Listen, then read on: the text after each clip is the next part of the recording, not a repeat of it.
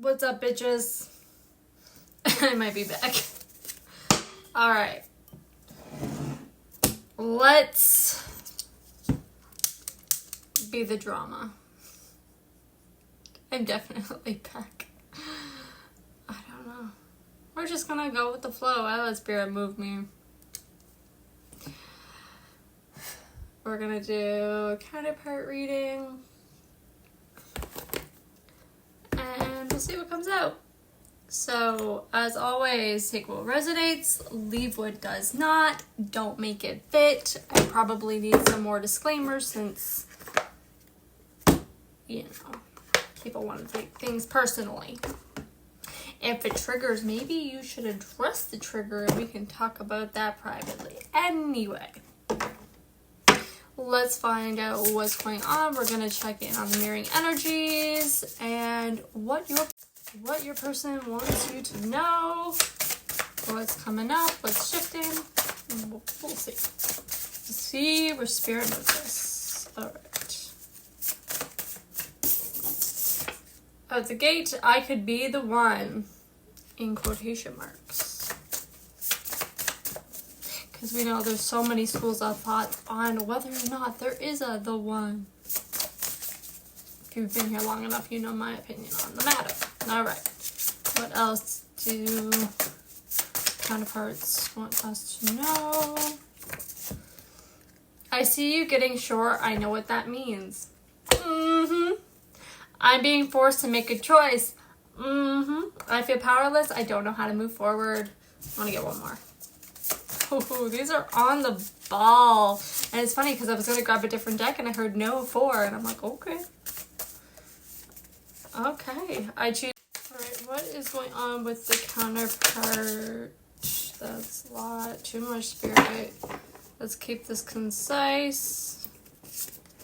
Oh boy. Knight of Wands and Chariot trying to poke its little face out of here.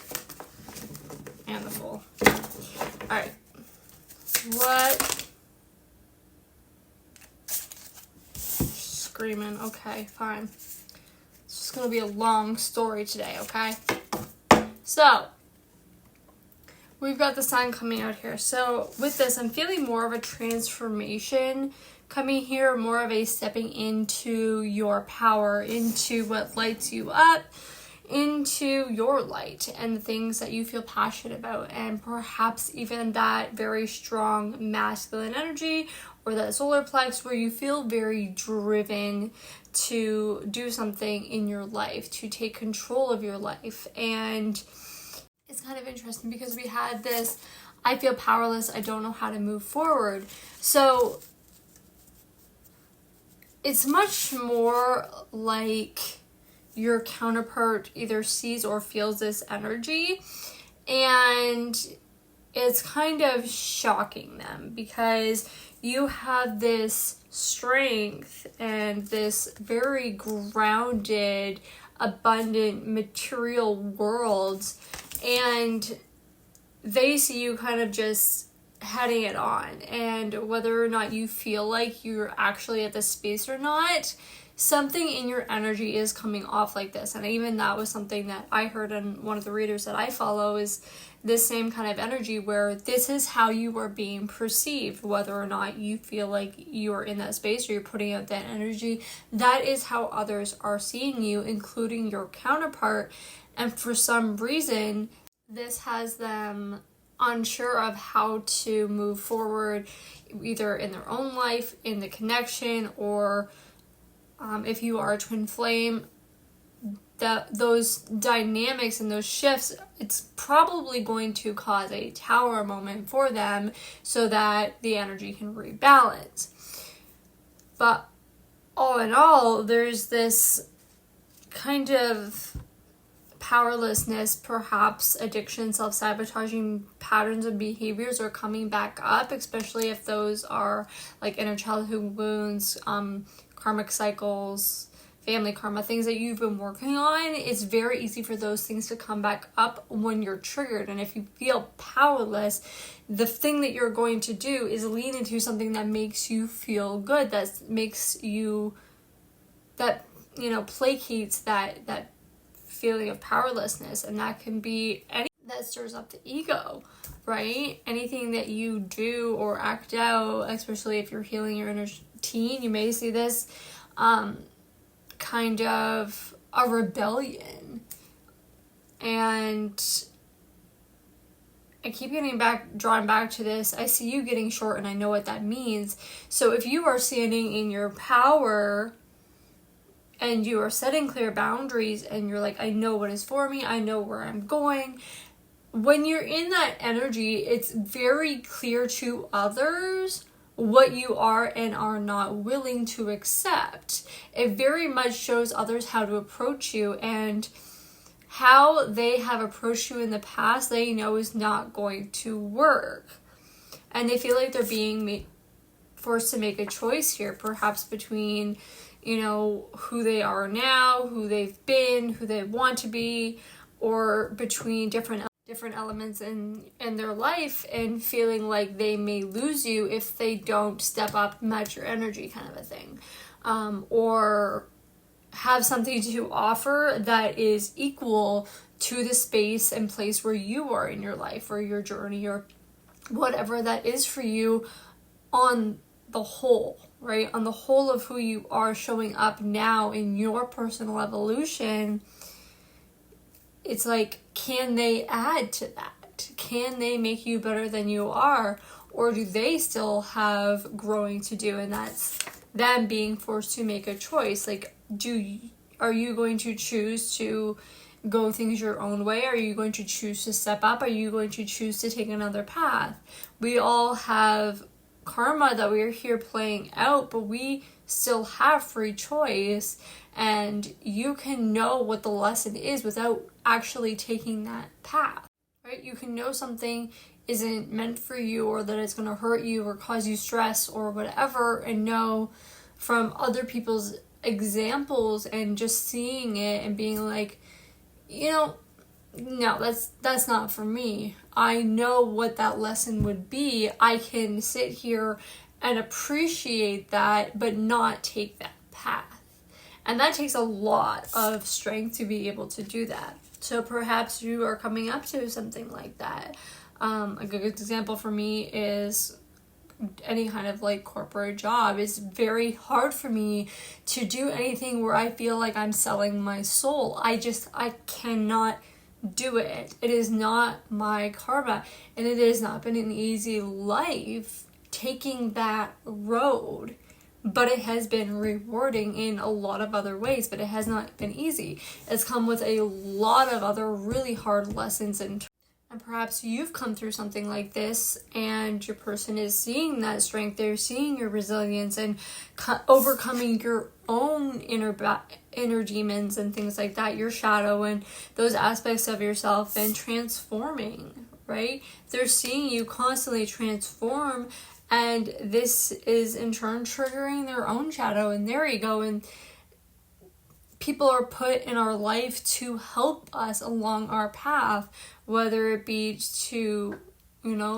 hold our hands and be a soulmate or a soul friend and provide a level of support and ease, or they have a karmic role in our life where they're here to help teach us lessons and grow in the more uncomfortable ways, right? So it's all a matter of, what are you taking away from this? How do you want to grow? What do you want to experience in this life? And what do you want for yourself? Because all of these questions are also being mirrored in what your counterpart is now having to ask themselves when they see this reflection. And we have the muse of emotions here. So there is this having tempered and coming to a space of maturity and being able to be grounded in your emotions, but not allow your emotions to dictate the path that you are taking. And that is such a powerful place to be. Again,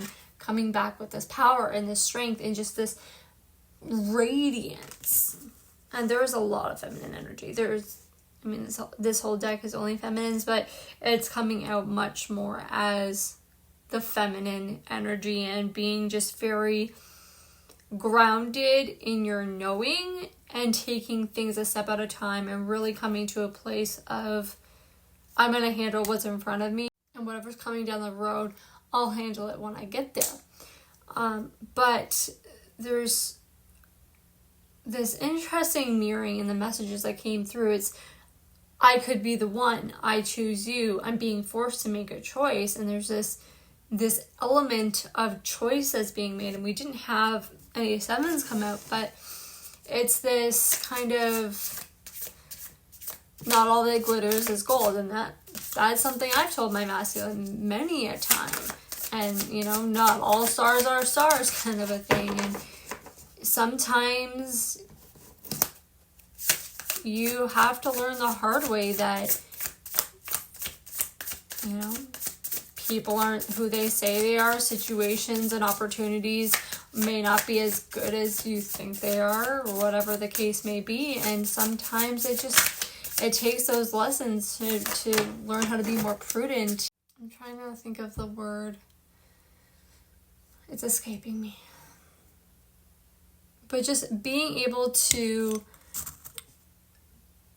be a better judge of character. And I think having tempered your emotions and not being able to be controlled by your emotions, and having that inner strength to choose better for yourself is allowing you to see things more clearly. And I think that they're having some kind of awakening in terms of that too, is they're starting to see things more clearly and kind of what is and isn't for them and what is required of them. Knight of Emotions and Knight of Cups. So they see you as a wish fulfillment, and there's this very fiery, passionate energy in which they're trying to make a move.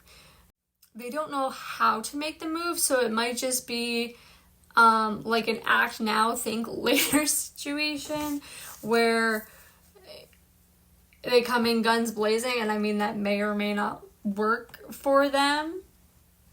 And I kind of see it like a fork in the road where the collective is splitting off here, where for some people that very fast, intuitive, impulsive approach would work, but also for others, especially if you're being short, like that's just not the way to come in, and that's going to kind of throw gas on the fire and make problems worse. But I think that that's why they feel like they're being forced to make a choice, because it's like either you win or you lose, but there's no way to know unless you actually take that action. Tell me more. Can't make this up. Two voices. So like I said, there's a kind of this fork in the road, and I feel like they feel this fork as well.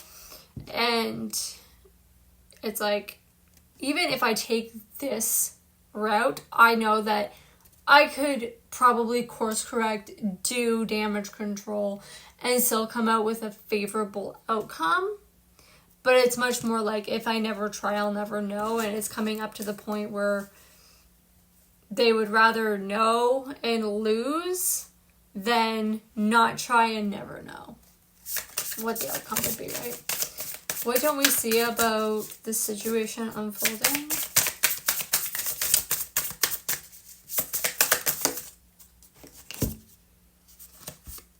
Four of Emotions and Two of Materials.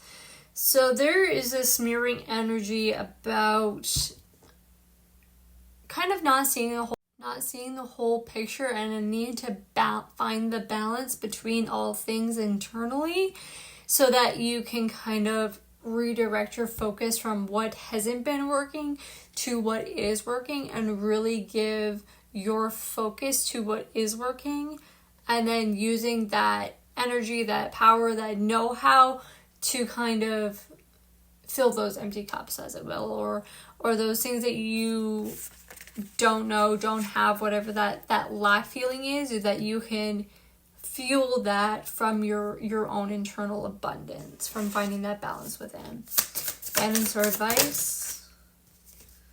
Oh, that's a lot. Three of Inspiration, Awakening, and the Wheel. So basically, if you want things to get moving, you gotta move them yourself.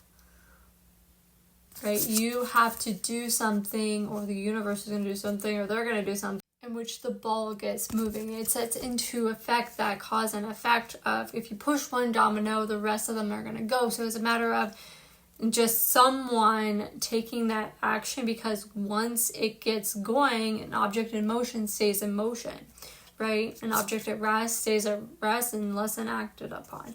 So it's about acting on this stagnancy, whatever it is, so that you can come to this place of higher awareness and get the wheel turning back in your favor and be able to more fully step into your abundance, into your light, into your purpose, your dharma, into this connection, whatever the case may be. But in some way, shape, or form, it's going to require action, possibly mirrored action. But you are in a very powerful place. So use that to your advantage. Like, sit on your high horse. Hold fast in your boundaries. Whatever area of life that you feel the strongest in, the most clear, take that energy and that know-how and those boundaries and that clarity and apply it to other areas of life. And that was a message that Spirit gave me a few days ago, and it was something that clicked for me. And it's like, that makes just so much sense. I can do that. Because like career is one big thing where like I give no push, no shove. And when I realize the different elements and I apply that to other areas of my life, I feel so much more empowered. I feel strong. I feel like I can set and hold boundaries with myself and others without a question or a doubt. And I'm not willing to compromise. I'm always ready to kind of find that middle ground and where those like strengths and weaknesses come together. But when it comes to like values and beliefs and boundaries and things that govern who I am and that core truth of who I am and what I want for myself and my life and what I know my karma is and what I know my dharma is, all of those things that I take very seriously, when I apply those, I feel so much more empowered. So I strongly advise you to apply that in your own life, in your own journey. This has been lovely. If you would like to give a donation, there's always links in my bio for that. If you want a personal reading, feel free to send me a message or an email. If you have my number, send me a text message. If you want a healing or anything else, feel free to ask me about those. There is probably a pinned post somewhere if you want more information about what I offer, or go back through my feed, and I believe that there is a list on this series I did on the 4, 5, 6 of Cups that has a list of like services and readings and things for you there. All right, best of luck.